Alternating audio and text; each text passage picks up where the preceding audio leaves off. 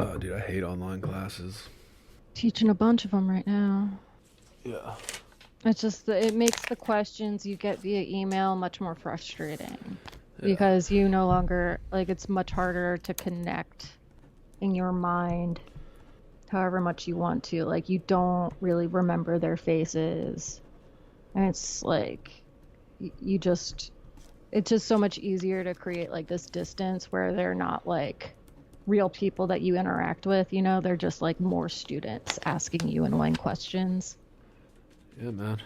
The social mediaification of higher education. And it just takes away. Oh my God, the emails are insane, dude. Like, Yeah. I have maybe a few students who have emailed me in an appropriate manner. Like, I have so many students that are messaging me just like, hey, I can't see this. And then Right. another email will be like, the work for the week. And then a third email will be like, for this class. Like, because it's like split between two classes. It's weird. I mean, And that's I'm what just they like, always do. dude, I'm like, this is not okay. Yeah, dude, it's like group chat. Everything is group chat. Everything is a feed where you like and share things, like everything. So that includes higher ed now, too. And I just keep being like, please make sure you adhere to the standards for communications as outlined in the syllabus. Yeah. Um, And they're not going to. no. And like I like just I don't know. I cut this like discussion post I was gonna post for the week just because I was like, this is too much grading for me. Like I can't fucking add another thing to my plate on top of them turning in essays. Because it's rough draft, so it's gonna be a mess. Woo! Yeah, man. Social media of education, of higher ed. That's what it is. So it's gonna get worse. It's gonna get more like this. Well, it's just now that, there are a lot more requirements to how you have shit online. And I imagine that even for like in-person instructors, well, especially for in-person instructors, it's got to be like pandemic all over again. I mean, I always kind of did that, but like, it's so much content is online that students are no, like, it feels like students don't have to be responsible for what happens in class, Like, because they can just find whatever they need online after. They can find the lecture online or they can, whatever it is. Oh yeah, man. That's gonna. I mean, that's the growing trend. Everybody who teaches in higher ed knows it. Uh, Increasingly, we take agency away from students, so they're not required to do any work. And if they don't do the work, well, then there's a laundry list of excuses they can pick from, all given to them by the administration. And then it's It's the not even teacher's fault, taking agency away from the students. It's just like demanding sort of more hand holding by the teacher. which I would say takes agency away from the students. Yeah, And it takes responsibility away from the students. which is, agency. I mean, I'm not responsible for this, therefore I have no agency over it. well, it's just like I'm teaching remedial sections and they're Oh fully yeah. online. Like there's no face-to-face component. I'm like, that's fine, you know. But I'm also not in a position to be creating the kind of content that would be best suited for them. And overall, I don't think they are best suited for an online learning environment. Like, don't think that students who are at like, between a seventh and 11th grade reading and writing level It's impressive they're that high, yeah. should be jumping into college in a fully remote class. But like, I don't know. Maybe I'm like just biased Do because they that's not did it. do they still call it remedial in Maryland This is for Kentucky. or Kentucky? Yeah. Well, they don't even. This is technically it's illegal out here. They don't call it remedial, but there's still remedial classes, but they just don't call it I that mean, I anymore. think in Kentucky they still talk about it as like remedial classes because they like know that they're filling a gap. Right. They know that they have a lot of issues with the under preparedness in their like, secondary ed system and Right. that students just aren't prepared, so they make colleges pick up the slack. And that's how they create college preparedness. So like, I mean, that was just like all of my practicum in grad school was just like about that kind of shit. Well, that's But what I mean. yeah, Is I like, don't know what they call them in Maryland, and they don't well, call it that on the um like on the site or on the like on PeopleSoft or like whatever on the course catalog. Like right, they say, this is designated to students with an ACT score in reading and writing of, this or lower. right. Yeah, well, what they did is they just eliminated that as a category because remedial classes usually didn't have college credits, so students were paying colleges for no college credits if you took remedial courses, Yeah, which is they do why it they, differently in Kentucky. yeah, well, that's why they changed the entire definition now. So now you're taking a remedial class, but they give you credits, and they usually make it like a longer class or something, so you get Or four it's or like, five yeah, credits. yeah, exactly. This is like five So it's all credits, word but they split games. it into Yeah. two classes, which is stupid. It should just be one 5 credit course that's English 101 with a workshop. Like, but instead they split it into two things where it's like you get two separate grades and it's dumb. Yeah. Well, So as yeah, they we've just talk about it mentioned, as a workshop that you take concurrently with the regular lecture. yeah, as we've mentioned on this podcast several times, like it's the reason it sounds so silly is because there is no actual like evidence to support any of the steps we've taken. There's nothing to support this structure of the class. It was just made up one day, and now that's just what it is. And gets butts in seats. That's all that matters. Well, retention is everything. Oh, I haven't been Not even recording. retention. I'm recording now. I wasn't before. I didn't know we started. Where But all they yeah, care man. is the initial payment Well, that and the they don't next withdraw in payment, the first 3 weeks. That's all that and that matters. they care that their retention numbers look good so that they get funding. And that's the Not whole game even. right I mean, now. dude, the graduation rates at some even MFA programs. I mean, a lot of them are atrocious. Like you get people dropping out after a year. Yeah, well, I imagine at, I mean, community yeah, colleges, it's way, way more, right? yeah, of Like, course. I mean, I like teaching this class. Like, it can be great, but it just makes it more frustrating because you're online and you can't do that one-on-one interaction the same way. And because they're all like workers and that's why they all like picked an online class or like they have other shit going on. And so it's like I can't expect them to be available for that one-on-one time either. Like I can't demand that they have like video time with me. Or I don't think I can. Like, I mean, that seems, I don't know. Yeah, I wouldn't. I'm trying my best. Yeah, I wouldn't demand it at all. Yeah, that's definitely. It's all gonna get worse. It's only gonna get worse at this point. At least in terms of, and then yeah, and then they just screw over the teachers more.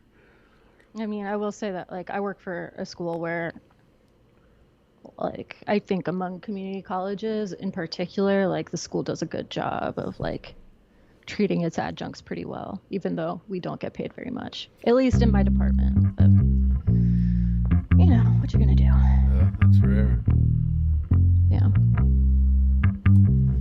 I learned that the hard way. Yeah, very rare.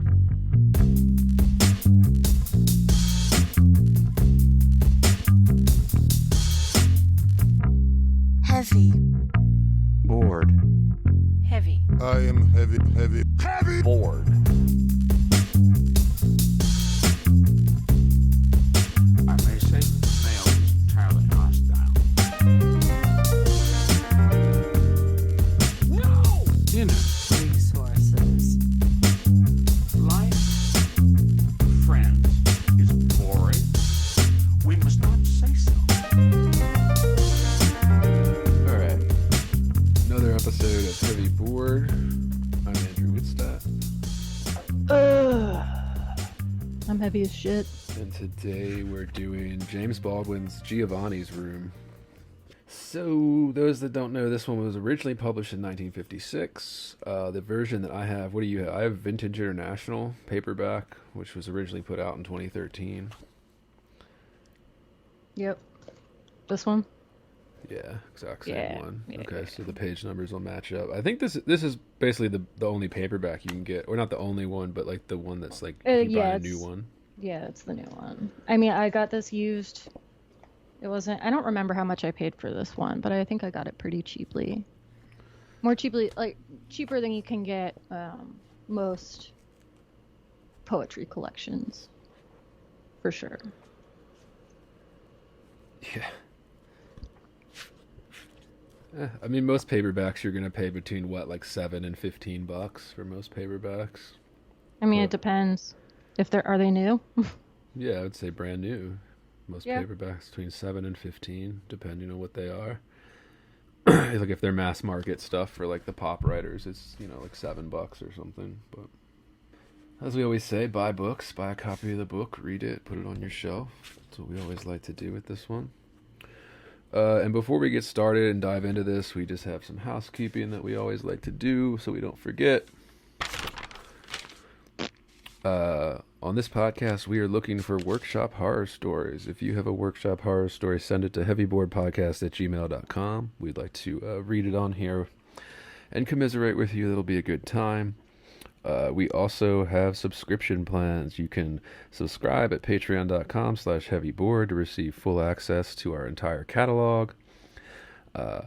You can also just support us by subscribing on whatever podcast platform you love, or whatever podcast platform you choose is your favorite, etc. Subscribe to our YouTube channels, share, like, leave a 5-star review. All of that good stuff is all available at shit, I lost my place. Support us on Patreon, support us on YouTube. If you just want to like, share, subscribe, that helps us grow, that helps spread the word, and it doesn't cost you anything. And again, we're looking for workshop horror stories. Send those to heavyboardpodcast@gmail.com. All right. That's it. So now on to Giovanni's Room by James Baldwin. Pretty famous. Those who are listening to this podcast probably already know who James Baldwin is and like his importance in terms of 20th century American literature. But I'm just going to read a little about thing here. I'm going to skip the lengthy list of like his publications. He's published a lot of books. He published a lot of books in his lifetime. James Baldwin was born in 1924 and educated in New York. Author of more than 20 works of fiction and nonfiction. I guess he's pretty famous for both, right? Like fiction and nonfiction that he's done. Because he wrote for all the big magazines and stuff like that in the 60s and 50s. And I mean, really until his death. Yeah, I would imagine he's most known, I mean, for like Go Tell It on the Mountain and Notes of a Native Son. Right. Are like the two big ones that I see assigned all the time in classes. Yeah, and he's won a bunch of awards. Eugene F. Saxon Memorial Trust Award, a Rosenwald Fellowship, Guggenheim Fellowship, Partisan Review Fellowship, Ford Foundation grant, etc., etc. He died in 1987. It was a huge loss to American literature. And like I said, if you're listening to this podcast, you probably already know a lot of this, but just for those that don't, that's a very brief overview of Baldwin and not even touching on his importance and impact, etc. But we're going to get into that during the pod. Initial thoughts. What'd you think, Soph? Reaction, likes, dislikes? I mostly really enjoyed it. I'm a little disappointed by the ending. I wish it had hit harder. I know we'll talk about this. I think there are a lot of, maybe some of this is because I do really like enjoy the, we're in France. This is like the expat scene. I enjoy that. I think it makes for a good sort of, would you call it a coming out story? I feel like Not necessarily. And I think that's part of what makes it so complicated. And honestly, a good story is because it's not so clear that it's like, yeah, because the guy doesn't really not come really, out but at the end, I mean, like, kind of. yeah, It isn't I'm just like- gonna call it that, Yeah. sort of vaguely. Coming of age, maybe that's one of my Yeah. questions, but we'll get into I think that. it's somewhere yeah. between coming of age and also maybe coming out. There are moments where I feel like I wish it were a little more complicated. I mean, it's not that it's not complicated, but it feels like a lot of the story is sort of, I don't know how to describe it, like straight through, like sort of everything follows this one storyline where like not, I mean, stuff's happening, but like not that much happens outside of this one relationship that we see. Not that it has to, but it I don't know. I feel like I'm missing something. Well, it's all told from like the narrator's perspective. It's like it's told in past tense, which is common for books, right? But it's relaying past events, and it's not quite linear, as they say, or you know, Right. timeline in terms of that. It kind of jumps back and forth in terms of what they call a modular storyline, if you're taking like fiction writing classes or something. But it also straddles that line a little bit. So it's not really an experimental book, but it is just like, a well done. Nobody's going to doubt Baldwin's chops. Like, he is skilled. He knows what he's doing in terms of crafting Yeah. a story, writing a book, all of that. And when you're that skilled, you can play around a little bit with this stuff, so it doesn't have to neatly fit into these categories and all that. But yeah, my initial thoughts, I like the book too, although there were moments where like Sophie said, the ending falls a little flat. That happens a lot in literary books, and I'm sure we'll get into this at some point. It's a recurring theme on this podcast. What is the dividing line between what we would call literary fiction and pop fiction, or, just not literary fiction? All that kind of stuff. If anybody's curious, we talk a lot about that on our Twilight episodes, all available for free on wherever you get your podcasts. But yeah, overall, it was a good read, a fast read, and this is a pretty classic text at this point. So you want to read it, you want to absorb it, think about it. And it reads fast. It's only about 170 pages. You can read it in a couple days. Shit, you can read it in an afternoon if you're a fast reader. And it does flow, like it flows, which is what all good books do. Like, even if they're not like the most interesting books, or it's like boring, like there's like a flow to it. And I think that's what a lot of people or a lot of things we look for, and things we struggle to describe in literature, is this kind of flow, this kind of thing that pulls us through the book that we can't quite place our finger on necessarily. And it doesn't necessarily mean plot structure either, for listeners that are gonna say otherwise. But yeah, I think we both had a better experience reading this than we did reading the last book. Yeah. By a lot. Yeah, by a lot. Let us know what you think in the comments, as always. All right, my first question was about the dedication and the Whitman quote. I didn't really look up who this was, but it says, "For Lucian," and then the Whitman quote, "I am the man. I suffered. I was there." What do we think? Do we know what this is from? I don't. Well, we have men, we have suffering, we have being there happening. It all really comes together here. I am curious to know. Imagine it's from one of Whitman's like two major books. Yeah. Yeah, and it's interesting. I mean, I guess the themes of suffering and things like that. Who was there? I lived it, etc. Yeah. So I guess it comes from fits. Leaves of Grass. All right. Okay, yeah, makes sense. Let's see. Yeah. So there's some allusion to, Whitman, Leaves of Grass, the everyman. Yeah, and Baldwin has a famous quote about like suffering, where he says, "You think your suffering is unique, and then you read and learn that it's extremely common." Something like that. I'm paraphrasing. But yeah, and I think Baldwin understood that very clearly. That this is one of the major appeals of books in general. Listeners to this podcast probably feel the same way. So, yeah, you're always, oh, it's uniquely my suffering. But then you read a few books from 200 years ago and you're like, oh, actually, every human being feels this. Like, every single person on earth feels this. But yeah, and then my first question about this before we even get to text is, is this a coming of age story? Because he's a little bit older. Like, he's like clearly the main character's like in his 20s, something like that. Yeah, but I think it still is that in some way. I mean, I still read it a lot like a coming of age story with this person who doesn't really like know who they are and they're kind of a little bit lost, even, if they don't quite realize it immediately. So yeah, I would still describe it as a coming of age story where he's, we have a character who's like learning who they are in the world. Yeah, and then the restrictions on that too, right? So this is 1956 is when the book was published, based around that time.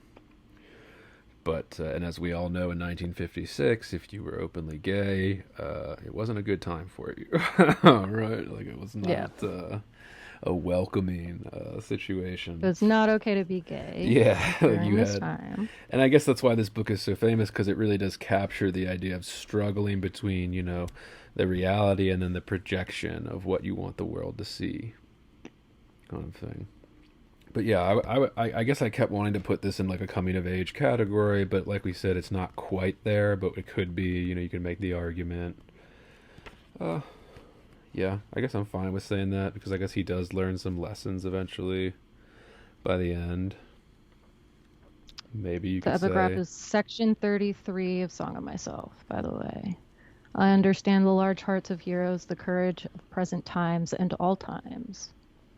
How the skipper saw the crowded and rudderless wreck of the steamship, and how death chasing it up and down the storm.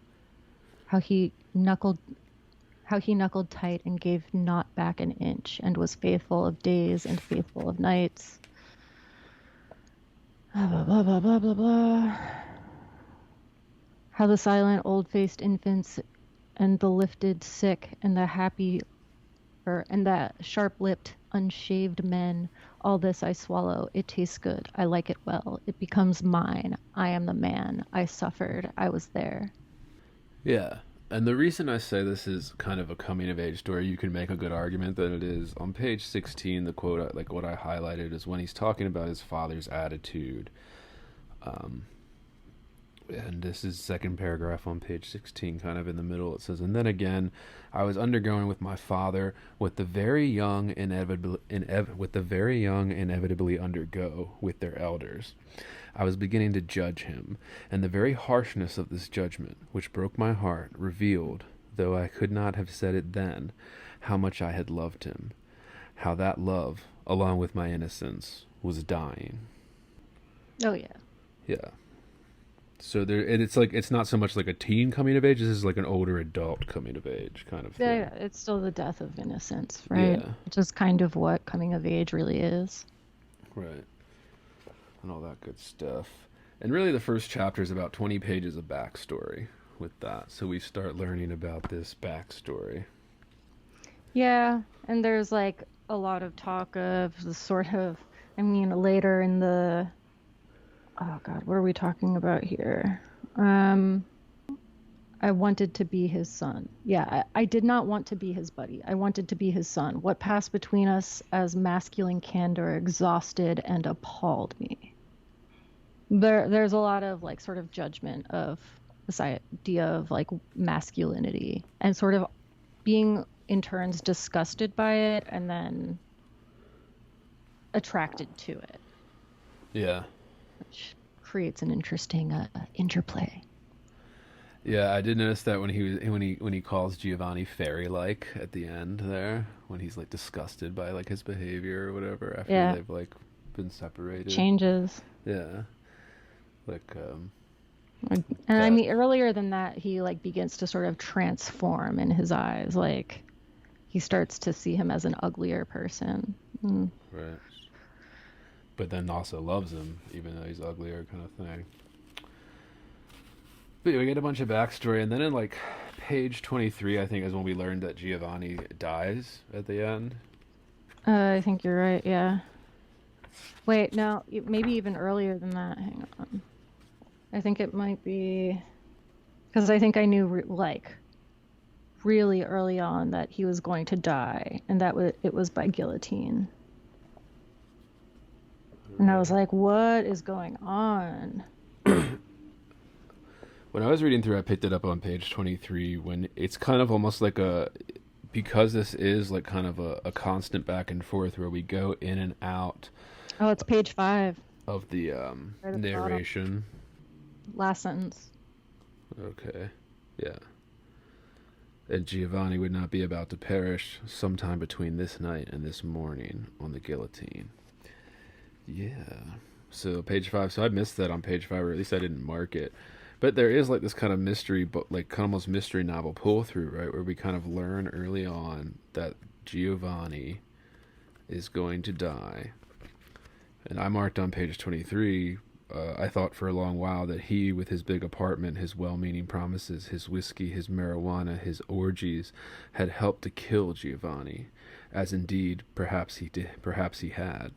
But Jackie's hands are certainly no bloodier than mine. So we kind of have this almost, I compare it to like a murder mystery kind of setup, where it's like it makes you kind of keep going through because you're like, you know, the mystery is laid out. You see like the kind of, you know, that this character Giovanni is going to die, and then you're like, oh, okay, well, how does this happen? And it kind of sets up the little bit of pull through, at least structurally. So for all the people that are obsessed with structure out there, right? Not just in terms of like stylistic pulling a reader through the book, like we said earlier, but like you could argue this structurally is set up almost murder mystery, pull the reader through the book, right? Like get the hook in and then like kind of start like reeling it in. All that good stuff. A lot of great phrases and lines. Yeah, we also get Jacques, who's like a fun and interesting character, and just sort of his companion through a lot of this, even though we know that Giovanni is going to ultimately be. But we learn in this chapter that Jacques is sort of the one who pushes them together, almost, in a way. Yeah, and they describe it as like a lot of characters that are on the down low, right? Like Jacques, Giovanni. I forget what's the narrator's name? I can't even remember because the narrator's David. David, yeah, is barely I remember mentioned. because I was looking for it and I Yeah. like made note of it as soon as I found it. I was like, okay, David is our guy. Right, yeah, and it's told from David's perspective, so you really don't hear his name very often because Yeah, he's I the one routinely narrating, but- had to remind myself what his name was. Yeah, I mean, it doesn't like it affects the story or anything because you're just reading the narration, and then when like they refer to his name, you're like, oh, his name's David. Yeah, but it would be kind of jarring every once in a while where I'd be like, oh, right. That's who we're talking about. But yeah, it's also here that we sort of start to learn maybe like some mysterious details. And we don't know what's going on here, but we get Jacques saying, I wonder why he did it. Why he didn't ask his friends for help. He looked at me. We both knew that the last time Giovanni had asked Jacques for money, Jacques had refused. I said nothing. They say he had started taking opium, Jacques said, that he needed the money for opium. Did you hear that? So we sort of get this little bit of conjecture as to why Giovanni has committed some kind of crime for which he will be beheaded, but we don't know what. And I think that does make for like a fun and interesting setup. Yeah, it's almost murder mystery like kind of setup, which is a good like I like when literary writers use elements of the kind of what we would call pop or blur that line a little bit, like use that murder mystery structure to set up intrigue while still doing the kind of high-minded literary thing. I think that's a good technique, and no doubt Baldwin understood that. Like, sure, he, like I said, I knew he was friends with like Chester Himes and all that. Like, no doubt he was reading those guys growing up and like liked it, like loved it. You know, those are just some of those books are just you just can't resist because they're just good murder mystery type thing. But it's also much more mysterious because we don't even know what Giovanni has done at this point, right? Like we don't know what crime he's committed. We just know that he's done something that's big enough to get him executed. So it's interesting to me because it teases the fact like, okay, we know that Giovanni is going to die. It's James Baldwin, so I don't expect some like heroic swooping in and saving him at the end. Right. Or because I guess also because it's literary, I don't expect that really. It wouldn't have worked as well if there was like some hero. Yeah, but then we also like we know he's going to die. We don't have anything like we don't know that he has committed a murder, for instance. So it doesn't have that same kind of tension of like a murder mystery where you're going into it thinking like, oh, well, who are we exploring as a suspect, right? And then the narrator himself is conflicted too. So like as we go through the book, you learn like he loves Giovanni, and then he starts to question like, well, maybe he never knew Giovanni, or all that kind of stuff. Like it only adds to it. Like that's just like another layer. I think, at least from like reading it, I felt it a little bit. Yeah, but we only get it in those little bits of narration in between these sort of flashbacks to his time with Giovanni, where he was like, and now we're waiting for Giovanni to meet his death. Over and over again, we sort of get that without any, that's all I say. Like, I can't decide, other than the sort of back and forth between present and past that it helps to create. I'm not sure what knowing Giovanni is going to die actually does for me in terms of entertainment. Like, I don't know that it heightens it. It certainly did at the beginning. I'm not sure that it did at the end. Yeah, well, because you kind of like forget about it. Well, yeah, that's what I mean. Like, it's not important until it happens. Or it's only important in terms of the reflection that happens. So maybe that's what it's actually doing. It's that reflection piece that's really important there in the bits of narration in between these flashbacks to his time with Giovanni. What do we think of the French? The use of French throughout it? Yeah. Generally? I mean, I think it makes sense to see it there. I would be surprised not to see it there. They fucking live there. They've been living there ostensibly for some time, You'd kind of expect them to have some relationship to the language. Yeah, and it's set up and it's written in this way, right? Like when you see very kind of classic literature style where you see the French and you don't really get translations for it at all. It just kind of flows within the English text. And it's usually always people speaking when the French comes in. It's usually always characters like speaking to one another or to the narrator, David. And I gotta be honest, I didn't understand a lot of it. If you don't speak French, there are some that you can understand if you know a little. Like I know very little, and I could like follow some of it, but I don't have a very me extensive too. But it's also vocabulary. so minimal that it doesn't take you that. No, It it doesn't doesn't. take you out of Yeah. the book that much, whether or not you choose to look it up. But even if you do, I don't think it ruins. Like it doesn't take you out of the moment of the book too much. Yeah, and just I liked that kind of classical style. And granted, this was published in '56, right? So more writers were doing that. Like, even when I read, like I just read all of Raymond Chandler's stuff, and he's set in Southern California, so there's a lot of like Spanish and stuff like that being spoken in various circumstances, in those kind of like pop murder mystery books, detective fiction type things. And it was just something that was like accepted, like we didn't have to understand. I guess it's still used today, right? People still do that, but yeah, it doesn't take you out. And since it is set in Paris, it does. I guess you could say it helps fit like the scene, the setting, the realism. Pick your descriptor there. It does work within the book, and it does kind of move a little seamlessly. Like even if you don't understand the French, you can move along with the story, and it like doesn't you don't feel like you missed anything. If that makes sense. Yeah. Classic high-minded shit. And I also wanted to talk a little bit about this idea of like forbidden love, because obviously it's a huge deal in this.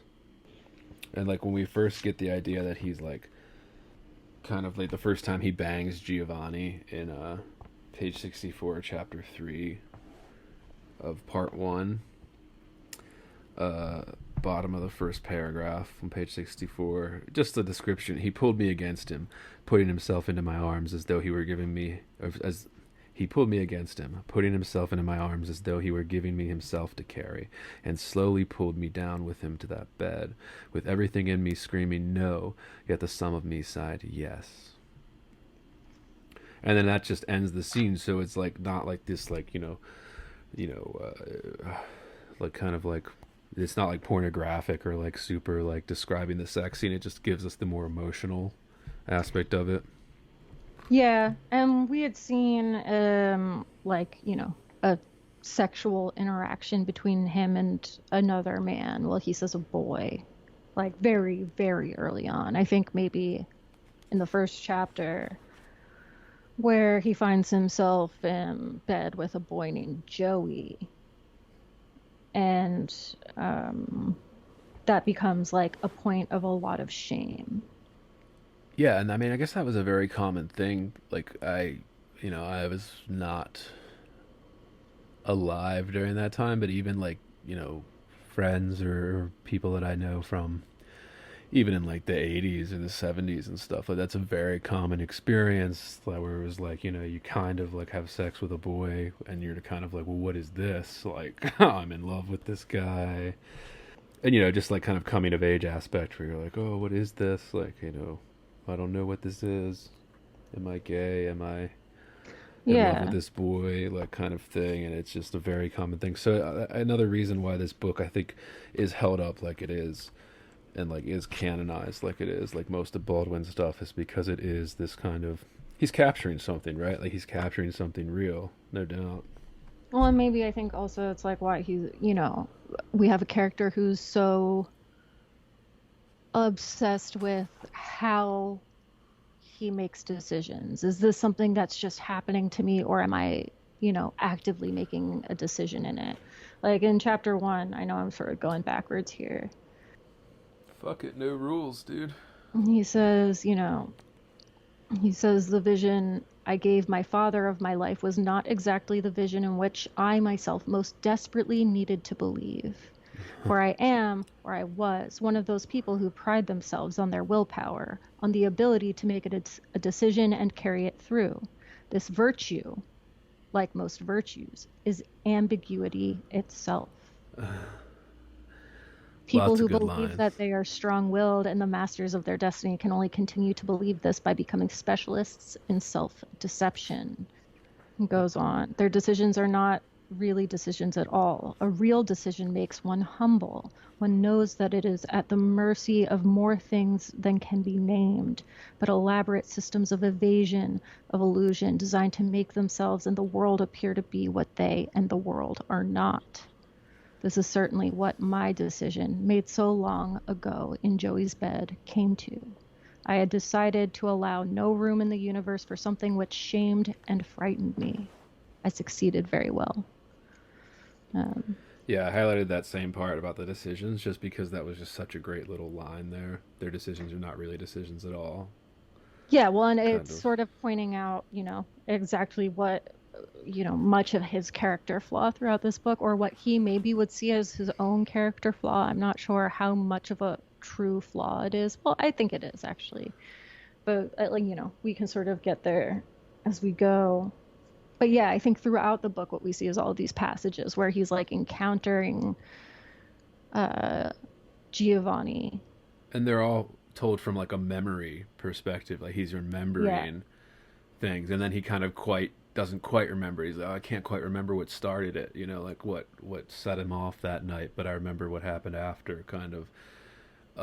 And I did have a question about that in terms of like, since most of this book is like the narrator telling us, like jumping back and forth into what we would consider present time in Paris to like past memories, like we kind of weave in and out of that pretty seamlessly the way Baldwin does it here, in terms of craft, but then just in terms of like the narration, everything kind of comes from memory. And I had a question, just like, what does that do for the book? Having like a lot of stuff come from memory, it's an interesting way to do this. It's a hard way to tell a story a lot of times. What does it do for the story? How does it affect the reader, etc.? Whatever. What do you think? Well, yeah, well, it's interesting because you don't feel like you're in a memory when you're in it, right? And that's so often the case. So you forget the possibility that, there are things that might be misremembered. And I always wonder if that intention is there. I feel like if it is, it's usually an obvious discrepancy between, who the narrator actually is and the story as they're telling it. I didn't see that quite as much here, with the exception of like, oh, I was powerless to make this decision. I was allowing this to happen to me. It was decided for me. Fate sort of just decided this for me, right? At least That I that's what would the say is like the narrator, one, yeah, yeah, wants us to that's think. Yeah. right. That's the one discrepancy, I think. But yeah, I think it's done really effectively. I think it's when we come back to these other moments because we are, I would say, mostly living in the memories, right? Right. For Yeah. the bulk of the book. That's what I mean. Like it's a, and I just mean like we could talk about it technique wise, how it affects the reader. We could talk about it from the Yeah, I craft mean, perspective. There's so many ways to tackle that. on Like, page yeah. 64 was where I noted, like right after they have that, their first sort of when they have sex for the first time, or Right. so Same. we That's assume. that's where I marked it too. Yeah. Yeah. And I Which said, oh, okay, we're coming back to the present tense now. And there's like a little bit of a section break, right? There's an extra space and we start a new paragraph.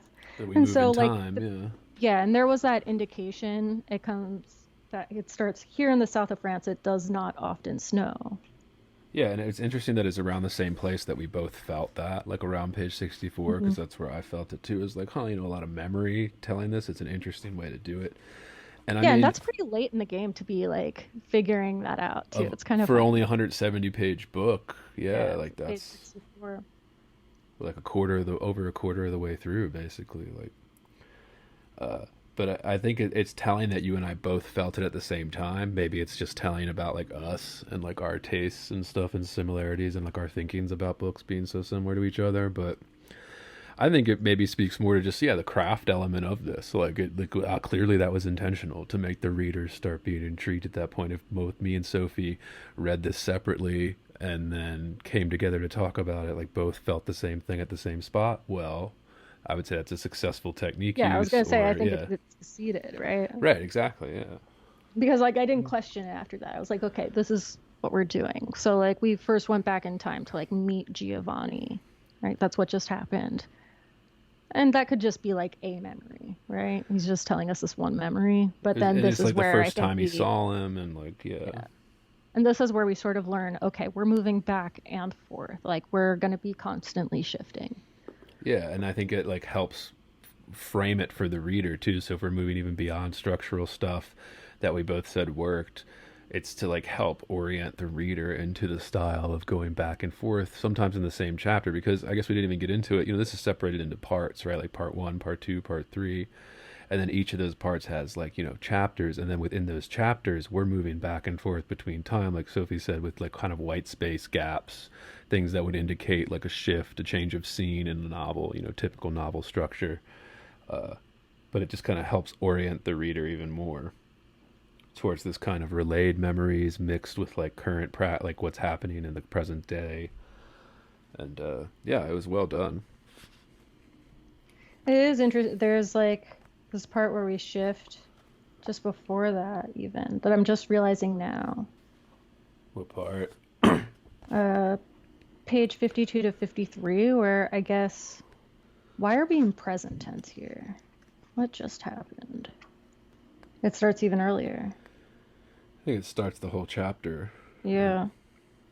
But yeah, there's a lot of moments in present tense here. So, and maybe that's when it feels like the most How do you say like that we're name in French? Guillaume. Guillaume. So like Guillaume. William. It's French William. So and that's like it's continuing from chapter 3. It's continuing from the story in chapter 2 where he meets Giovanni in the bar. Giovanni's bartending at this bar that is on the down low, kind of a gay bar, right? Like before Yeah. there were gay And bars. it's Like Guillaume's bar. yeah. So he would purposely hire, like young, attractive boys to bartend, like Giovanni type thing. And we learn later that he like seriously abuses them and like, treats them like shit, etc. Like doesn't pay them. And then just brings a new one. And we have Jacques as sort of David's wingman here, right? Yeah. Where he He like introduces him to like all the scene in Paris, essentially. yeah, well, and he says, well, first David says, I don't understand him. I said it last. I don't know what his friendship means. I don't know what he means by friendship. Jacques laughed. You don't know what he means by friendship, but you have the feeling it may not be safe. You are afraid it may change you. What kind of friendships have you had? I said nothing. Or for that matter, he continued, what kind of love affairs? I was silent for so long that he teased me, saying, come out, wherever you are. And I grinned, feeling chilled. Love him, said Jacques, with vehemence. Love him and let him love you. Do you think anything else under heaven really matters? Only 5 minutes, I assure you, only 5 minutes, and most of that in Hellas, in the dark. And if you think of them as dirty, then they will be dirty. They will be dirty because you will be giving nothing. You will be despising your flesh and his.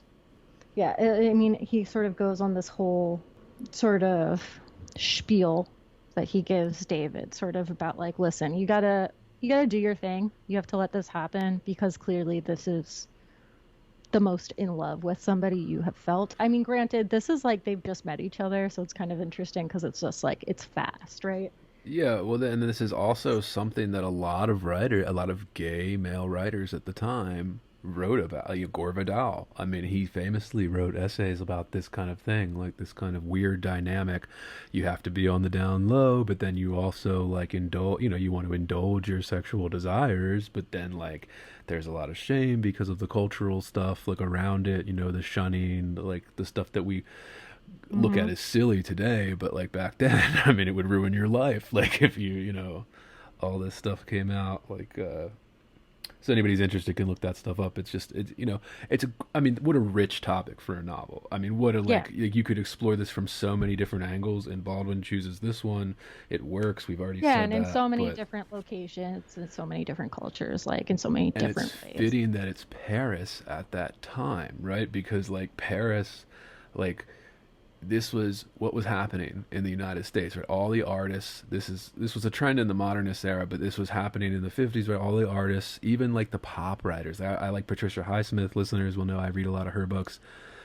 She was moving to Paris and Italy at this time, like living in Paris and Rome, you know, France and Italy at this time. Why? Because the fucking Red Scare was happening. Like if you were an artist and you were like espousing some like cool new idea or like capturing something real about humanity, like you were at risk in the United States essentially at that point for those few years that the Red Scare like shit was happening, like, right. And then there's the angle of just like, you know, just like the modernists said, well, like Paris is just more chic, like it's just more chic than any U.S. city or something, so all the modernists would move there for that, like kind of rich and it cultural was much more heritage, acceptable, right? Yeah, and kind of a libertine. But we do get all of these moments though where David like has an encounter with Giovanni and then is like, I need to go home, not home to like his apartment, but like home to the U.S. Right? Like, he's too horny, dude.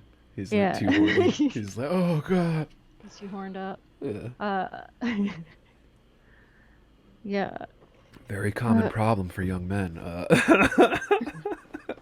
I looked at Giovanni's face, which did not help me. He belonged to this strange city, which did not belong to me. I began to see that, while what was happening to me was not so strange as it would have comforted me to believe, yet it was strange beyond belief. That's an interesting point, dude. Like the fact that he's tying like the Giovanni belongs to the city and I don't, like the kind of Paris and also being tied into saying, it. this is happening to me. Right. What is happening to me? And there is also like this sense of sort of confusion about it. And it's clear also that he is familiar with his own desire, at least toward men, right? Would you say he's afraid of it, his desire, or just ashamed maybe? Like I don't know. I think there's both. I mean, obviously it's purposeful to be a little bit like of both. Yeah, like it's purposeful, like that's what makes good drama, right? A conflicting thing from the main character or several characters. Well, and he also doesn't want to take responsibility for it either. And on some level that makes sense, right? It's not his fault, you know, right, that he is who he is and that he's attracted to whom he's attracted to. It's just, you know, and probably as a product of like the house he was raised in and the culture that he was in is now like has all of these like negative feelings, and obviously that still exists among the Parisians that we meet too, some of whom are not actually true like Paris born Parisians, right? They're not even necessarily French, at least not by birth. What? Parisians? Yeah, people of Paris. Oh, is that a thing? Like, They're Parisian. I guess that makes sense that, well, you're not really from here, so you moved here, so you can never be. Like, I guess that Right. happens everywhere. Yeah. You're not Well, yeah. I mean, he talks about some of that, like where you can tell who's the American and who is, actually French. Yeah. Right? Doesn't he like sort of allude to that in places? And like at some point they start getting into fights about like even Giovanni calls him out for being like so American. Yeah, and I think With all his attitude. Jacques says that a few times to him. Yeah, and oh, you're isn't just too Jacques, American. You're worrying like an American. Like, isn't Jacques also like American, at least to some degree, but maybe like born in a different country? One of the characters is, and Giovanni is know. actually Italian. Oh, that's right. Yeah, I guess Giovanni Yeah. is like an Italian name. Yeah, Giovanni. Yeah. Yeah, so it's just like no one here is actually where they originated from. But like, they all want to pretend to like be a part of it. Like, yeah. But yeah, he does go on to say in the same little piece, or maybe it's not the same little What piece. page? Yeah, it's on page 62. This is right before they made love that first time. Right. It's that first long paragraph on 62. It was not really so strange. So this is right after where I left off. It was not really so strange, so unprecedented. The voices deep within me boomed, for shame, that I should be so abruptly, so hideously entangled with a boy. What was strange was that this was but one tiny aspect of the dreadful human tangle occurring everywhere, without end, forever. So he is also very clearly like referring to his own shame. Yeah, and then he starts to like blame Giovanni. Like, I have marked like he blames Giovanni, so then you get this kind of conflicted feelings of like hatred and love for Giovanni. At the bottom of page 84, with this fearful imitation there opened in me a hatred for Giovanni, which was as powerful as my love, and which was nourished by the same roots, kind of thing. And he blames Giovanni for awakening these feelings in him. So in the paragraph right before that, he says, the beast which Giovanni had awakened in me would never go to sleep again. But one day I would not be with Giovanni anymore, and would I then, like all the others, find myself turning and following all kinds of boys down God knows what dark avenues, into what dark places. Yeah, and this is all because he's having like a really pleasurable time with him too. Like right before that, this is the scene where he was like one of his sort of most I guess cherished memories is like a moment when they're on a walk like throwing cherry pits at each other. And he sort of describes it as being really childish. And it feels like he's almost in some way like judging them as these like two little boys who are just sort of dicking around, right? And this is like, he says, we were both insufferably childish and high-spirited that afternoon, and the spectacle we presented, two grown men jostling each other on the wide sidewalk and aiming the cherry pits as though they were spitballs into each other's faces, must have been outrageous.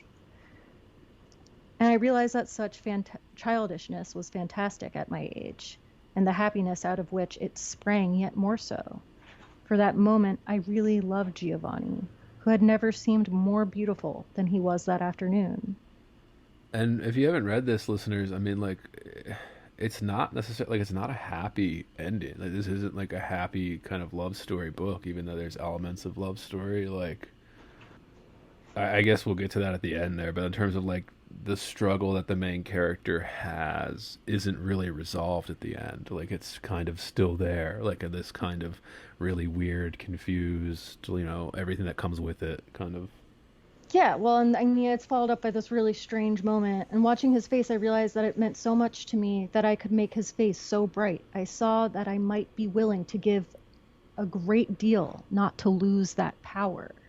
And I felt myself flow toward him as a river rushes when the ice breaks up. Yet at that very moment, there passed between us on the pavement another boy, a stranger. And I invested him at once with Giovanni's beauty, and what I felt for Giovanni, I also felt for him. The lust. Or the love of like life and beauty, right? It's just like his perspective has shifted like in this moment. And it's not, I don't know if it's like just about Giovanni or if it's more about just like embracing this moment with him that opens him up to that. And I haven't read much Baldwin. Like you said, I've read the stuff they make you like assign you in undergrad and all that. Going to Meet the Man. No, that's not him.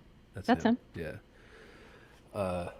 All that kind of stuff, and he doesn't necessarily write about like gay love stories in all of his stuff. Like this is one that does, and Well, hang on to that with Going to Meet the Man.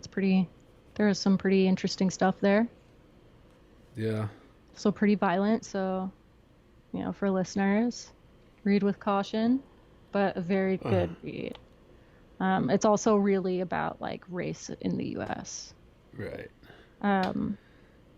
But And that's like the versatility of Baldwin, where he writes about sexuality, and then he writes books that don't contain any of those elements. Sometimes. he writes like it's about emotions in a way that is like extremely complex and like very full and very interesting. Even in that same paragraph I was just reading, he says that Giovanni starts laughing and it turns into a scene from a nightmare, right? And that's how we end up at the part you were pointing out. He says that he feels sorrow and shame and panic and bitterness, and then we get to the beast which Giovanni had awakened in him, right? he calls it a beast. And this is when his hatred begins for Giovanni, in the same moment that he most finds him beautiful. I mean, what do we make of that? I mean, human. I mean, it's very Yeah, human. I think it's like something that we can't fully answer. I think Right. I'm still wrestling with what it means, but it does feel like this adequately complex sort of emotional entanglement that he can't quite identify the source of. And there's a universal aspect to it too. Like even though it's about like kind of a homosexual relationship, it's not like there's still a universality to it, which is what Baldwin's so great at capturing in a lot of his stuff. But yeah, the hatred and love, that's what I mean, like a very kind of universal thing that a lot of people feel, which was nourished by the same roots, like this kind of, I mean, it's a meme now, right? Love hate relationship. Like, Yeah. I have a love hate relationship with ice cream or something. I mean, whatever the fuck people are saying, but it's real. It's there. Everybody feels it. What do we think about like when he has sex with Sue? Hang on, let me find my note on that because that's fun. That's what I was thinking, because like it's an interesting scene and it's an interesting choice for Baldwin to show us the struggle, right? So like he has sex with this woman Sue, who's kind of like a girl around town that everybody knows, and like Yeah, and when is this happening? Just to orient us in time. Chapter 2, Part 2. So Part 2, Chapter 2, Yeah, and Part okay. 2. It's around page like 98 or so, I think. So does every chapter start with something about, no, not every chapter, but there are a few chapters in a row that start with how he remembers that room. He refers to Giovanni's room or that room. What page did you say we were on? I didn't mark the page exactly, but I think it's that chapter starts on page 85, and then it just kind of flows through there. When he's just like at a cafe, he's kind of angry with Giovanni at that time, like we said, because in the previous chapter, like we just talked about, he's like, oh, this love-hate thing, I kind of hate him, but I love him. And then he does this weird thing where he's like trying to like, where he has sex with this woman Sue to like, I don't know, prove something to himself, or I don't know. I mean, what would you say? Prove he isn't gay, or to prove that he is like not confused or not struggling or just for something to do. Damn, I'm so pissed. Oh, it's okay. I see it now. Puffy Sue, 95 and 97 to Yeah. 100. Puffy Sue. Puffy Sue, dude. And this is after we get some letters from David's father. We get a letter from David's fiance. So he's also engaged. To a woman. Yeah. Who is currently in Spain at, in the present moment. And I guess during his time with Giovanni as well. And Sue is coming, or not Sue, his fiance is coming back. But, so he talks about, his fiance is coming back. Now she would be coming back and my life with Giovanni would be finished. It would be something that had happened to me once. So again, it's just something that happened to him. He is not really an agent in it. It'd be something that happened to many men once. So it's just like, whatever. This is like, this happens to men. It's a part of coming of age. We all experiment. I paid for my drink and got up and walked across the river. He said, I felt elated. But then the face that glowed insistently before me was not her face, but his. I was beginning to wonder how he would take my news. I did not think he would fight me. But I was afraid of what I would see in his face. I was afraid of the pain I would see there. But even then, this was not my real fear. My real fear was buried and driving me to Montparnasse to look up pronunciation. And he kind of like convinces Sue to like take him home with her. I think it's like Montparnasse. It's almost like a pity fuck. Yeah. Pity sex. He says, I wanted to find a girl, any girl at all. And like I said, it's clearly a deliberate choice because we see this scene and he's not saying that he's doing it for any particular reason, but like Baldwin is showing us the scene so that we can just be like, oh, what do we take from this, The person who appeared and whom I did not know very well was a girl named Sue, blonde and rather puffy, with the quality, in spite of the fact that she was not pretty, of the girls who are selected each year to be Miss Rheingold. She wore her curly blonde hair cut very short. She had small breasts and a big behind, and in order, no doubt, to indicate to the world how little she cared for her appearance or sensuality, she almost always wore tight blue jeans. Okay, so this is how the world has changed, everyone. What, the blue jeans? Yeah. But yeah, I did laugh a little bit that he called her rather puffy. Yeah. Puffy. What is that describing, we think? It's just like, I picture her face as Puffy being like face. round. Little rotund. Maybe someone who drinks and just is puffy. Puffy. Puff, puffy. And then he says, the moment she appeared, I began mentally to take off her clothes. Right, and that's so kind yeah. of like conflicting, right? So, Yeah, it's not so because simple either. Yeah, well, and throughout this, he's like, I feel like I'm doing something cruel. Because essentially he knows that he's like manipulating her, right? To some degree, just to get like sex that he doesn't have any care for her really. Doesn't even really have any care for the sex with her either. Like, yeah, he just kind of gets through it, right? something. I guess this is supposed to set up for when he has sex with what's her name? His fiance, Helea. Yeah, Hella. Maybe that's the same thing.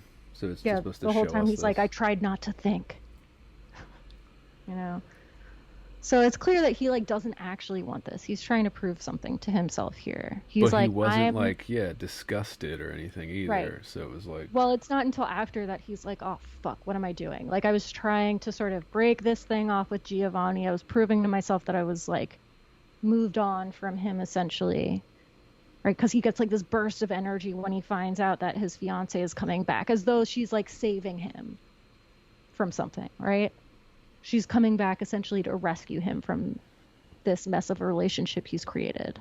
But then he realizes, so, first of all, he says, but I was thinking that what I did with Giovanni could not possibly be more immoral than what I was about to do with Sue. This is on page 99.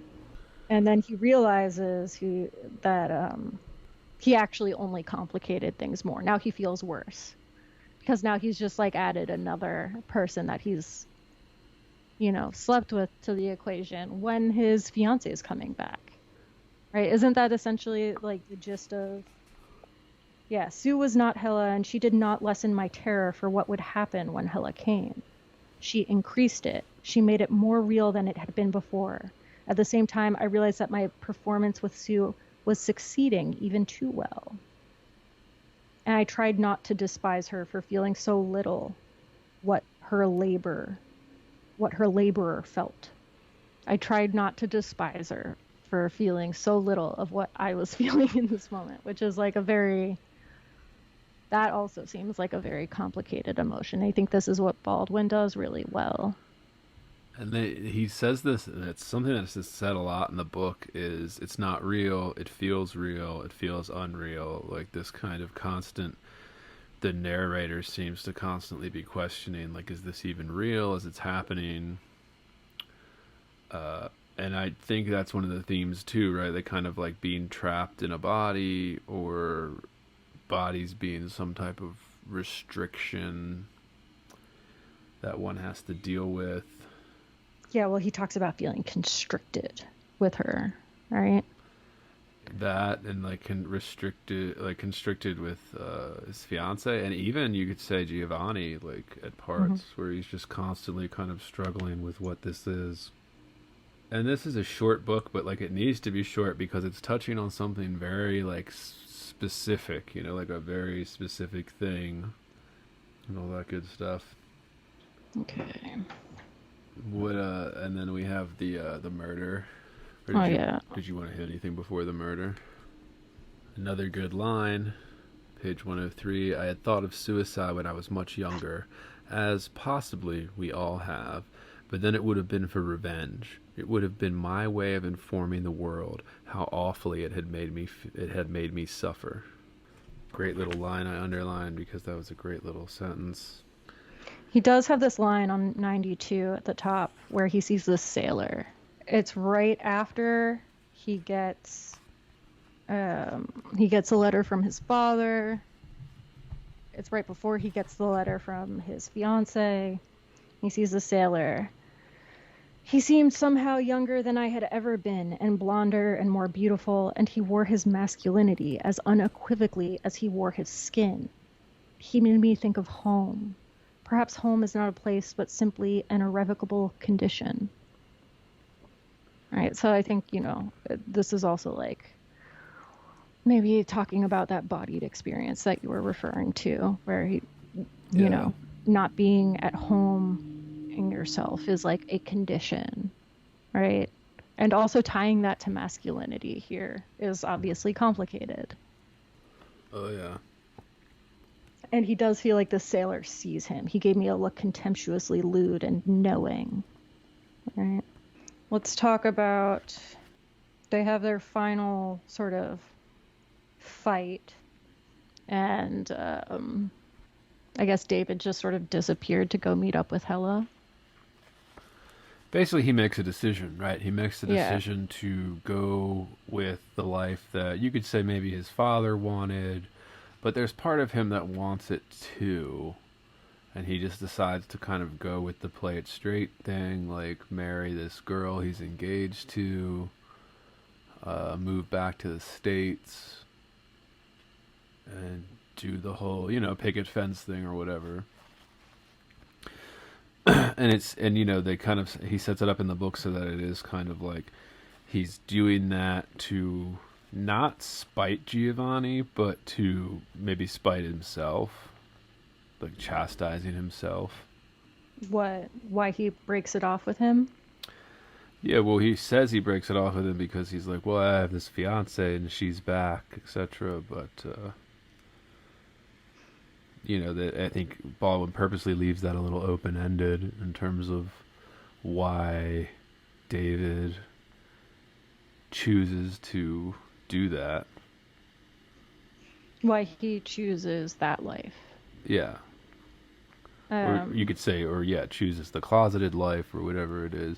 Not like there were a lot of options at the time. Like, well, yeah, I mean, he also, like, I think Giovanni sort of presents him with, like, why can't you live both lives? Like, you're not going to be with your wife all the time. What are you, does she have to know absolutely everyone you see and everywhere you go? Like, how involved does she has to be in every single moment of your life? And he was like, she's going to be my wife. Like, this is going to be the life that I have.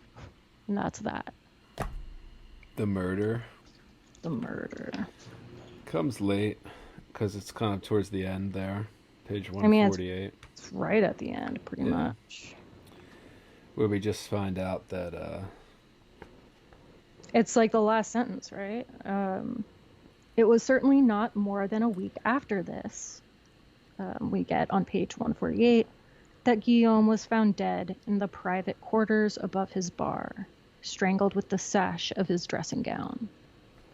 So here we have the implication, right?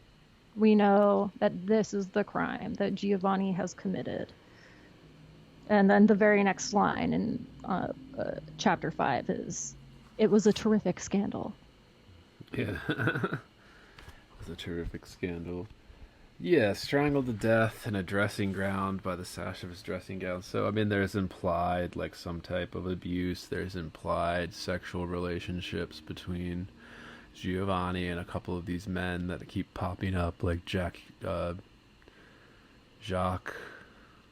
Yeah, we get the sense that Giovanni has turned Guillaume down a number of times. But then also And I think isn't hasn't. that part Yeah. of why, like, Giovanni loses the job to begin with? Right. Yeah. Because he'd been propositioned and he declined. Or, like, they make it, like, seem like it was kind of, you know, been propositioned numerous times. Maybe a few of those times he accepted, and then a few of those times he didn't, kind of thing. And, you know, very kind of messy, not so clear cut, etc. Which adds to the drama.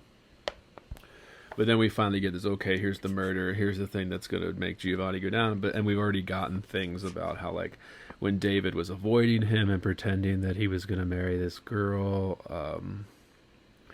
you know, running into Giovanni, seeing Giovanni, and, like, being like, he's not the person that I loved any longer. Like, he's, like, a different person now. Well, yeah, and how long a period of time are we in just for sort of the present tense of the novel? Like, just for when we're in the moments where we're in David's present time. Like, how, like... Like, from the beginning, hang on. You mean, like, the amount of the novel? And sometime between, so on page 5, sometime between this night and this morning, he's going to die on the guillotine, right? So it's really only like a max of 24 hours that he's telling the story in. Oh, yeah. Right? I guess, like, yeah, from the narration aspect, but then we get, you know, stories spanning his entire life, essentially. Well, but if we're this, talking like, about the main this overall period of plot, his life. yeah. Which we assume, I guess, is probably only weeks or months. 6 months, roughly, or something like that, Yeah, because it's like... yeah. You know, he's, like, fallen on a few hard times. He's borrowing money from these people he knows. But we're saying it's like, this isn't happening over the course of years, right? Well, I guess it did. Because it's not like there's exact timelines, but, like... Well, I don't get that sense because, like, his fiance is, like, traveling also, right? Right. They're in Spain. I didn't get the sense that this was happening over a really long period of time. Like, it happened pretty quickly. Yeah, not like a long period of time, but yeah. Like, but not like just 2 days or anything. No, not 2 days, but definitely at least weeks, but not years for sure. Yeah. So yeah, yeah, go ahead. I thought the murder was a little lackluster when it happened, or maybe because we'd already knew that, like, this was going to start happening. Like, it's hinted at throughout the book. I guess it's Well, fitting. we don't see it right? We Yeah, don't see it happen. and I guess it's fitting that it comes, at the last like 20 pages. And it's so withheld, right? Like, Yeah. and I think that's part of what makes it feel flat to us is that, you talk about like this sort of murder mystery setup, and I talked about this, it's not truly like in the same style because we don't have a clear murder that we know of yet. At that point in the book, we don't have people that we're suspicious of. We know who's committed a crime. We don't know what the crime is. That's the only mystery. And then it's just like, well, we just kind of find out that a murder happens. We're not shocked by it when it does. And there's also this thing in us that I think when we know that, when you sort of crave that sort of mystery, especially like a murder mystery kind of ending, you're craving, if I'm totally honest, the sensationalist inside of me just like wants to see something kind of gross happen, like something Yeah. kind of fucked up. Or a reveal of some kind, just to simplify it. I guess it's when you have people start talking about like satisfying endings or something. Not that you have to be satisfied, but like, It doesn't feel like shocking in any way how it happens. There's nothing, which it doesn't have to be like shocking. There doesn't have to be a shock factor necessarily. It's just that it feels like, how would this be different if that hadn't been told to us? If this wasn't a book that started with, and here's the problem, Giovanni's going to die. Let me tell you about my brief time with him.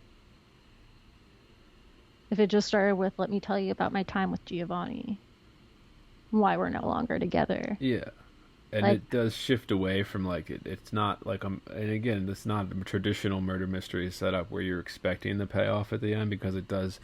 That's just more of like an intriguing. That's why I asked like what it does for a reader versus what it does structurally for the story, because that's meant more to entice the reader, right? Than it is to give us a full circle kind of satisfying. You find out the solution to the problem or the murder mystery or the mystery. Where it's more about this David character. It's not so much about the murder as it's about David and him being like a peripheral figure in the murder. So it's like, that makes sense that it's not like this big, kind of murder mystery setup or mystery setup in a novel. But yeah, I felt it a little lackluster. But, by that point, there's only like 20 pages left, so you just kind of finish it. Yeah. His fiance catches him having an affair. So we get that moment where it's not quite a coming out, but it's like an acknowledgement between himself and his, what would have been his fiance. In that moment that this can no longer be. And like, she's like, yeah, I think I always knew. Always knew. And so did Giovanni. And so did David, really, I guess, is like the thing. But then like the themes that I picked up on, we talked about like the body being trapped in one's body, victim of circumstance, fear of one's sexuality, fear of love, even, right? We could take all that out of it, like the sexuality stuff out of it, and just fear of love, right? Fear of commitment, kind of thing. Well, yeah, and there's all this stuff of confession, right? Of Right. salvation, of God. There's a heavy, heavy religious theme. Even like at the very end, one of the last pages, right? I look at my sex, my troubling sex, and wonder how it can be redeemed, how I can save it from the knife. The journey to the grave has already begun.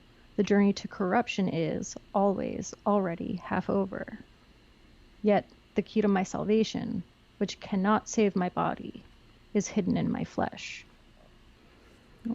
Coming of age aspect, acceptance, all these different things. I mean, do you think he means men when he says by my sex? I mean, usually it's referring to, I think of where else I've heard it. Like, I think in Edith Wharton, referring to the sexes, right? Yeah, I think he definitely Yeah. means men. Yeah. Yeah, even before that, like, he refers to this dirty world, this dirty body, right? Well, in that case, I think, yeah. Could be sexuality, but Well, yeah, he's imagining, this is the moment where he's imagining that he's there for Giovanni's death, right? So we're not actually there, but he's telling it to us as if he is. He cannot ask that they let him pause a moment to urinate. All that in a moment will take care of itself. He knows that beyond the door, which comes so deliberately closer, the knife is waiting. That door is the gateway he has sought so long out of this dirty world, this dirty body.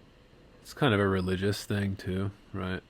Dirty gods, dirty bodies, kind of. Well, yeah, it's like he sees himself in Giovanni. He sees this Yeah. death as his death, and then he sort of conflates it to the death of his sex, right? He makes his experience, or he alludes to it as a kind of universal. And I think that goes back to that Whitman quote, right? Who was so, he was the everyman. Well, he wanted to be the everyman. And he tried to, I think, create, I don't know if I'm using the right word here, but I think, create a character that spoke to something universal. I am the man. I suffered. I was there. I was there. I saw it. I suffered. I am the man. But yeah, I mean, that references, and this is all before the gender studies explosion in the 80s. So yeah, when they, I think in a book published before then, they would always be referring to their sex. Yeah, so I think he's Men, he's sort women. of coming full circle to that. How can I save us from this suffering, from dying this way, in this misery? Right? And we don't get an answer, listeners. Yeah. Life is suffering. And then finally, he drops off the keys to Giovanni's room, locks the door behind him. Yeah, and the last couple of things I had to talk about were like we could hit literary versus pop, Baldwin's legacy. We already talked about the murder mystery stuff, kind of like being just kind of a little kind of structural engine more so than like Well, I think, yeah, the other most obvious thing is it's far less focused on the sensational aspect. right. Right. Yeah. It relies too much on, well, I mean, not that pop doesn't, right? But it relies on metaphors that feel more in a literary tradition, or comparisons even. They don't have to be metaphors. Definitely does that. Is definitely more high-minded. It definitely has the kind of meandering sort of plot that a lot of literary novels have. But it's not devoid of pop elements, which is why the only reason I Right. kind of wrote it down in my notes here. Like, what do we think of that? Sure, people would disagree with us, but it's you can't. I think it's there. Oh, yeah. I mean, I think there's also, I say it doesn't have the same sensationalism, but it's still there. Yeah, and just for the time period, 56, Yeah. pretty bold. Then my last, yeah, like Baldwin's legacy. How does this book fit into his legacy? Is this one of his more famous books? Honestly, I don't know. I didn't really know about it. But I would say it's probably up there. I think it's up there. It's definitely not as well known as Notes of a Native Son or Go Tell It on the Mountain, but I do think it's like a big one. Yeah. Yeah, and a lot of his legacy is tied into, he was famous for his civil rights stuff in the 60s, and so this is even pre that, not that he wasn't doing anything like that in the 50s, but, the famous debate between him and William F. Buckley, right? Like, Yeah. He's very much more known for his stuff in the 60s than his stuff in the 50s, so, Yeah, we almost talk about him as a political figure, right? Well, in recent years, yes, Yeah. they've been only focused on that aspect of it. But I think that's why that's good. I wanted to kind of read this type of book is because it isn't so much. It's like one of the books that doesn't quite fit that kind of legacy that we're pushing now, even though that legacy is a huge part of Baldwin's like overall impact, career, etc. Some could argue it's the most important aspect. But yeah. I mean, he's pretty famous. I mean, the guy's immortalized. Like, this is canonized. A lot of his essays, his nonfiction stuff is canonized. Like, deservedly so, right? Like, I think very few would argue that he doesn't deserve to be in that realm with everybody else. Yeah, I But mean, he's fucking phenomenal. right, he clearly And I mean, does. I Yeah. again, like we know him probably, if you've encountered James Baldwin in a class or just on your own, I wouldn't be surprised if it was like either one of his short stories or longer works that deals with race and race relations. And that stuff is great too. It's interesting to see a book that has nothing to do with that. It was like interesting. I almost felt like, I mean, all of the same instincts are there. Like I really only knew Going to Meet the Man, Right. which That's the one they is make you read in undergrad and all. Yeah. yeah, and it's I remember it being almost graphic by Yeah. compared to this, right? Oh, So yeah. it's really interesting to think about it in terms of the familiar or the way that we can be familiar with his style and the way that he approaches subjects and the way that he approaches the thing that always comes to me is like that complexity of the human emotion, right? Yeah.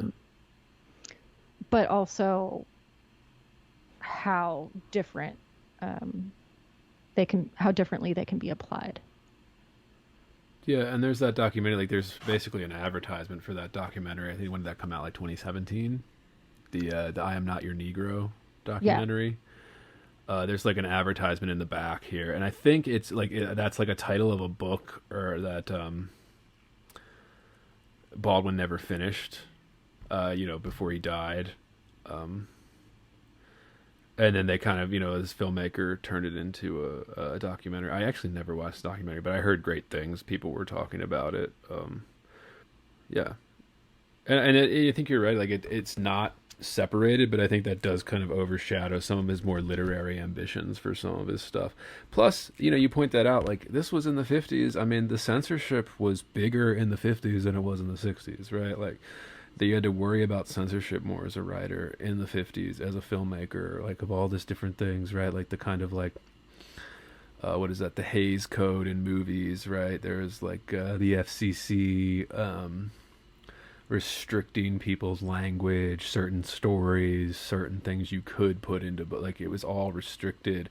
And in the 60s it was that lightened up more, so Baldwin could go deeper into like the controversial things at the time, and show us them, right? Like show the reality, show the struggle, the same kind of universal moral dilemmas that everybody faces, in a more explicit kind of way. So there's that too, just consider, just keep in mind the context, right? We tend to always forget about context in a lot of literary studies. But yeah, I mean, Baldwin's legacy is Baldwin's legacy. I mean, he's one of the most famous writers to ever live. I mean, no doubt about it.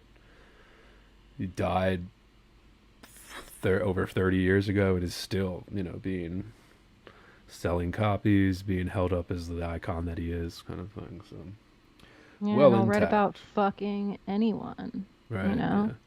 Well, that's what's interesting too. Men, Is he didn't exclusively white write women. about that. Yeah. Women of color. Well, that too is like, yeah. There's no black characters in this book. Like, no, I mean, not that he doesn't mention it at all. What race the characters are, but I think we know that David is white. I Right. think we must know that they are white Right. because we are living in the 50s. right. And he just writes it. Yeah. Fearlessly writes it. Yeah. Is that it? That's all I got, I think. That's all I have too. Yeah, unless you want to talk about I mean, they have that fight scene where they have like their final argument and they're standing there each holding a brick, right? From Because the the whole wall. thing is, because Giovanni's room is a mess. He's going to be renovating it. There's all this sort of, talk about Giovanni wanting to fix up his small room. Like, I mean, why do we think it's called like Giovanni's room? Why is the focus on this room? Well, like you said, is because it's like an object that can be blamed, or, and like you mentioned it, I think, we were talking a little bit before with, he compares Sue's room to Giovanni's room. He compares the hotel room he's staying in with Hella to Giovanni's room, he's thinking about his time in Paris, and then when he's actually like trying to run away with Hella and all that, he's constantly, I need to get away from Giovanni's room, like that fucking stupid little room that he's renting, like in the back of this boarding house or whatever. You know, it's shitty, it's cramped, it's like muggy, like you don't get a good sunlight in that part of it, like all that shit smelled, right? It was dirty. Giovanni was kind of sloppy. There's like shit everywhere when he goes into the apartment, but like, and it kind of disgusts him, but then he's also like kind of like, oh, I miss it. Like, you know, again, the very real conflict, like that's drama. That's the heart of fucking drama, is that conflicting thing, like a character not being so black and white, like being all of these shades of gray that like bleed into one another and like change tones and all of that. Like it's, yeah, that's and he where it also lives. at some point claims that, like, you know, this is Giovanni's. This is one moment where I would say I'm not sure about how much to trust our narrator, when he basically describes Giovanni's mess as a sort of self-punishment. And I don't feel confident that that's accurate. I think that he's just over and over again finding reasons to be critical of the situation, and they're constantly at odds, right? Like, you want more, and I think this is adequate, right? And there's that level of not knowing, right? Not knowing what you want, kind of thing. Like there's that little bit. So yeah, it's all over this book. It's a short read, listeners. Pick up a copy. We'll always link it in the description. We always encourage you to build your library out so that you have nice classic text like this on your shelf, and you can go back and read it whenever you feel the hankering to read it. And that's really the point of building out your own library, like, is to just have references that like things you can go back to. Or you're just a book lover and want to support it, right? Yeah. Anything else on this, though? You good? No, We I'm hit every- good. Yeah. Kind of gotta pee. Same. All right. Sign off. Reminder to listeners, we're looking for workshop horror stories, and send those in to heavyboardpodcast@gmail.com. If we also have a Patreon, you can go to patreon.com/heavyboard, and for just a few dollars a month, you can receive full access to uncensored episodes, the locked episodes, bonus episodes, our entire back catalog, all available for just a few dollars a month. If you can't afford that, you don't want to pay for that, there are other ways you can support us. You can subscribe on your favorite podcast platform. You can subscribe to our YouTube channels. You can like and share with family and friends on your social media pages. You can leave us a 5-star review on Apple, Spotify, any of the places that let you review podcasts. And those are all free. Don't cost you anything. And then next week, we are doing Nick Flynn's The Captain Asks for a Show of Hands. Back to poetry. Back to poetry. This has been Heavy Board. See ya. Nah.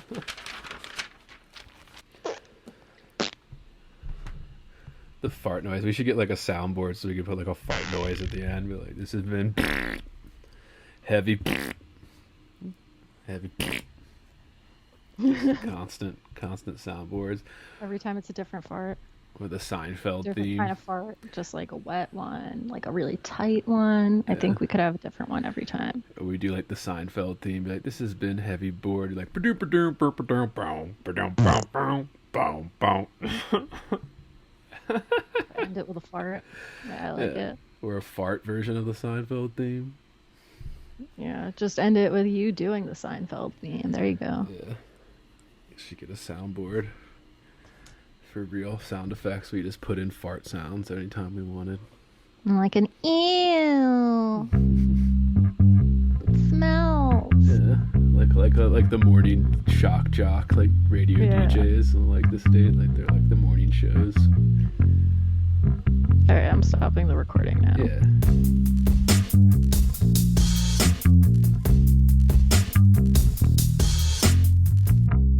Heavy. Bored. Heavy. I am heavy, heavy, heavy. Bored.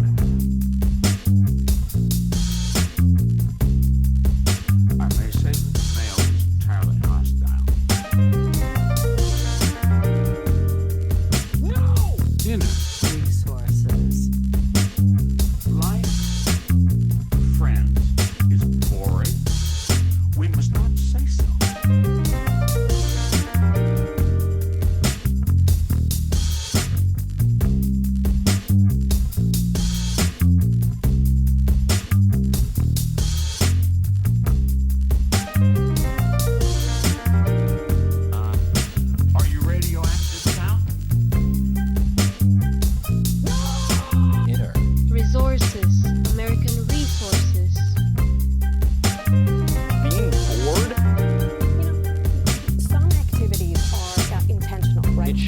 such a lack of gratitude for life. Bored. I aspire to boredom, I should say. Bored. Heavy. I am heavy, heavy, heavy. Bored. Has you the night sweats and the day sweats, pal? Pal, I do.